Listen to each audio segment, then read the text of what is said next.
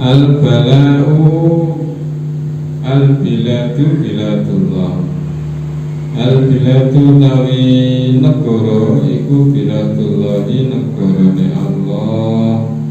Wal ibadu tawi kaula iku ibadullahi kaulane Allah. Fa haitsuna asabta mongko sekirane endi-endine ngenani sira, mongko sekirane endi-endine ngenani sira, fakih mongko jumenengo sira, fakih mongko jumenengo sira. Rawan riwayatake hadis sahabat Imam Ahmad Anis Zubairi saking sahabat Zubair. Negara, tanah negara ini adalah milik Allah. Hamba juga hambanya Allah. Maka dimanapun kamu berada, kamu boleh bermukim di situ. Maksudnya kan? Kita dilahirkan di mana dan kapan itu kan ketentuannya Allah. Bukan saged milih wong tua kita sapa, ya bukan saged milih. Roh kejadian ini setelah lahir, bae wong tuaku niki. Nah, karena bukan saged milih, maka kita harus mengikuti pilihan Gusti Allah. Mengikuti pilihan Gusti Allah. Karena pilihan Gusti Allah itu pilihan yang sudah ditakdir dan itu yang terbaik. Karena itu sikap kita niku nrimo napa ingkang sampun dipun takdir kalian Gusti Allah, ya. Termasuk dalam hal negara. Aku ana Indonesia, orang Arab, apa lebih khusus lagi aku naik Jawa, orang no Papua, aku kan naik Kediri, orang no daerah lain, misalnya gitu. Niki saya keputusan Allah. Nanging apabila Allah mengendaki harus pindah, apabila Allah tiba-tiba mengendaki misalnya karena pernikahan, karena jodoh niku daerah lain akhirnya pindah.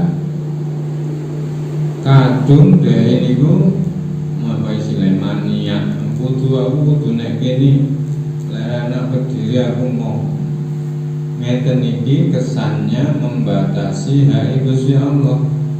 Gusti Allah harus milih no tempat sing langkung barokah, sing langkung sae, nala dhewe kok memutuskan aku lek ora nok kene ora pindah niku sikap sing boten sae.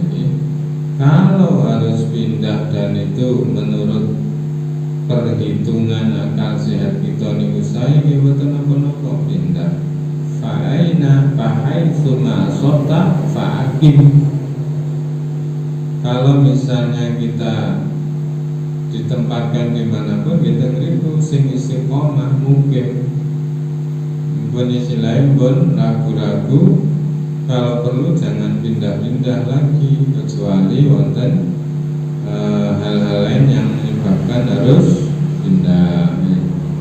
Ini menandaskan IDW dari warga negara Indonesia niku harus disyukuri, menjadi warga NKRI niku kathah barokai nopo.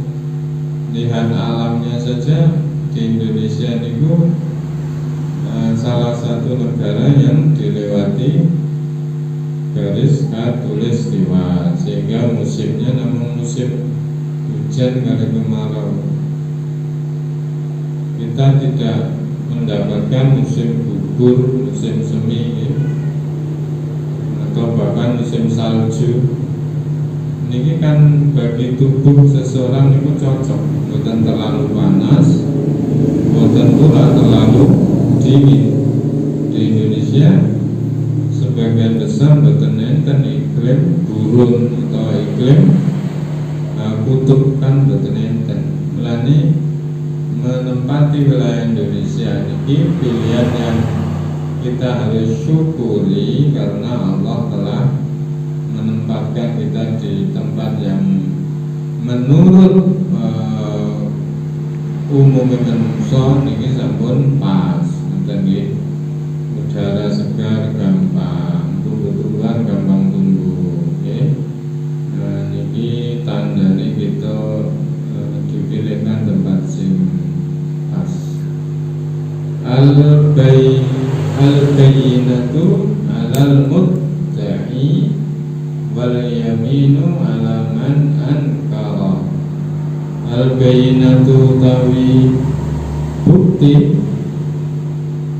al-bayyinatu tawi bukti ku 'alal mudda'i ing atase wong kang ndakwa, ing atase wong kang ndakwa.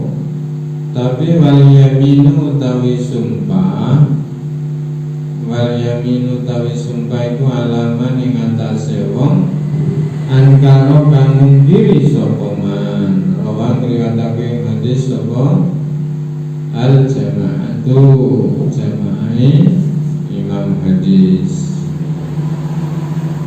Bukti itu harus ada pada penuduh, dan sumpah itu bisa dilakukan oleh orang yang menolak tuduhan. Maksudnya apa? Seseorang kalau menuduh orang lain ini harus ada bukti.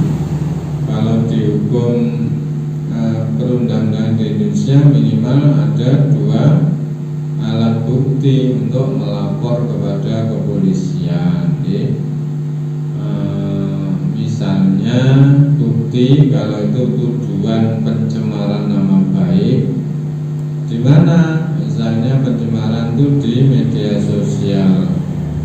Tulisannya niku wau utawi ucapane yang terekam niku dijadikan bukti, atau tulisan di screenshot, atau alamat webnya ditulis, itu namanya bayyinah di media sosial.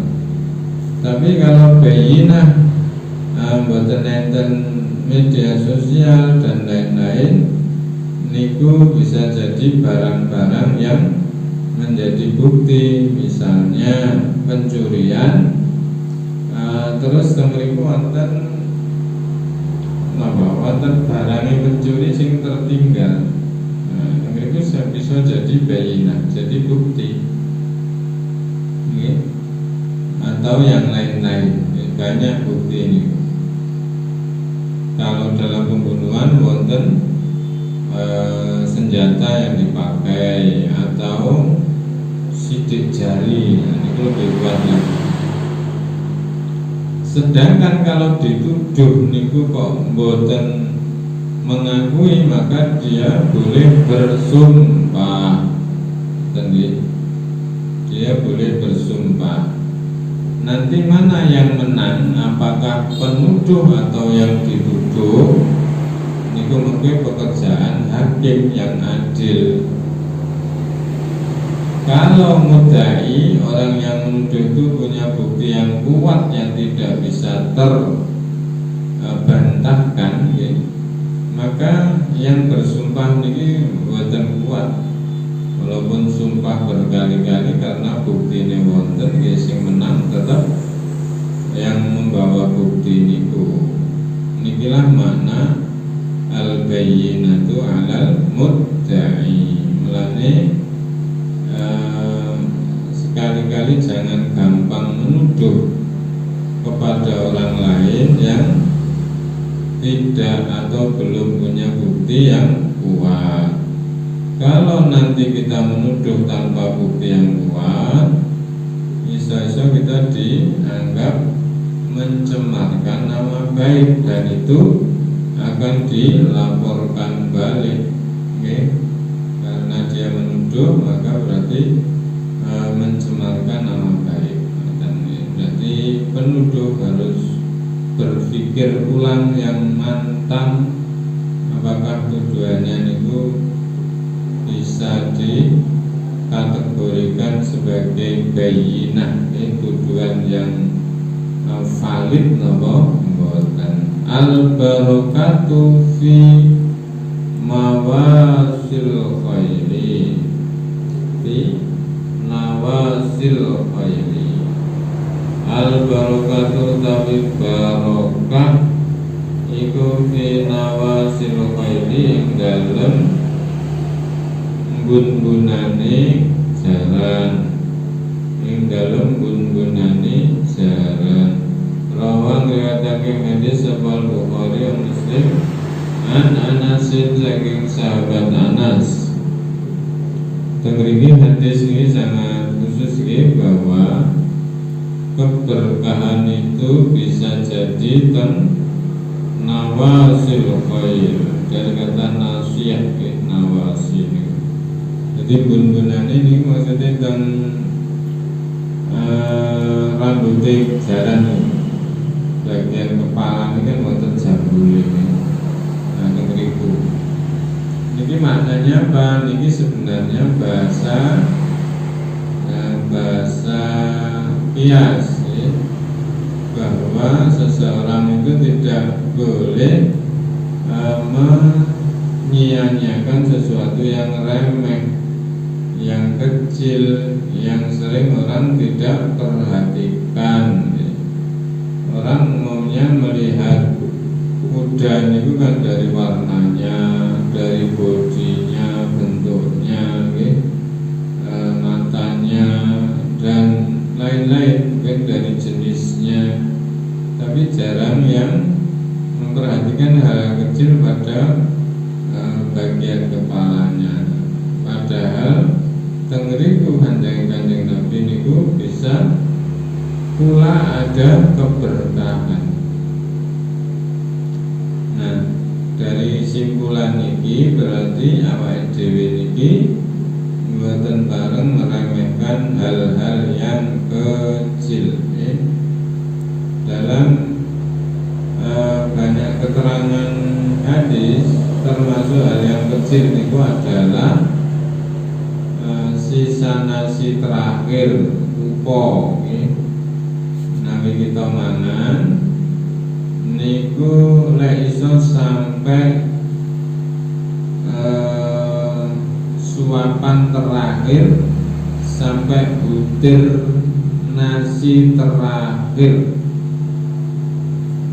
Sebab bisa jadi sing terakhir nikulah yang barokah.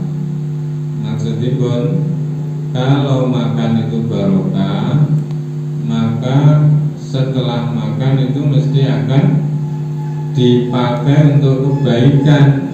Wong sing barokah mangani niku mari mangan malah semangat ngajine, semangat ibadahi. Mboten sebaliknya, lek mboten barokah bisa jadi teng tubuh niku menjadi males atau menimbulkan penyakit dan lain-lain sing mboten eco-eco.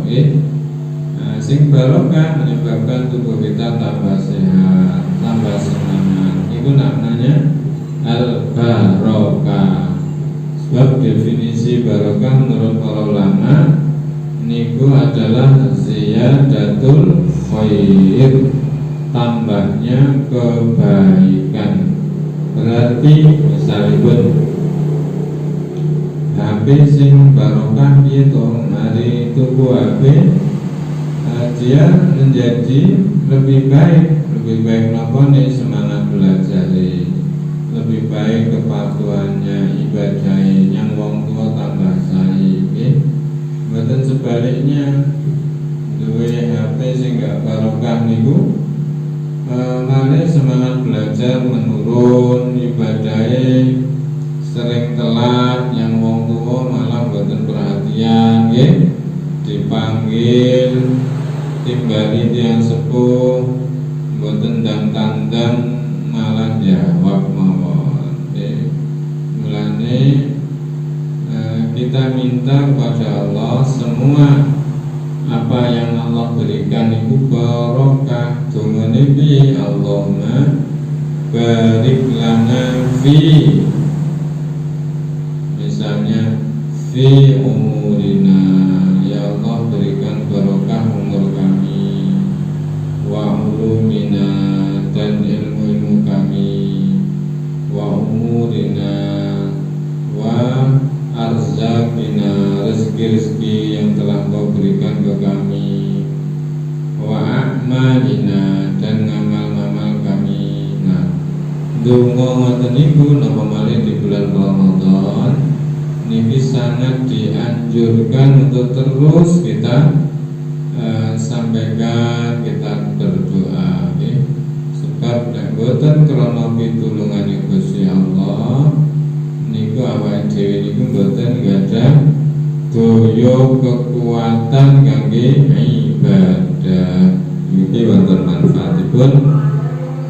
Jelas siratal mustaqim, wallahul muwaffiq ila aqwamit thoriq. Wassalamualaikum warahmatullahi wabarakatuh.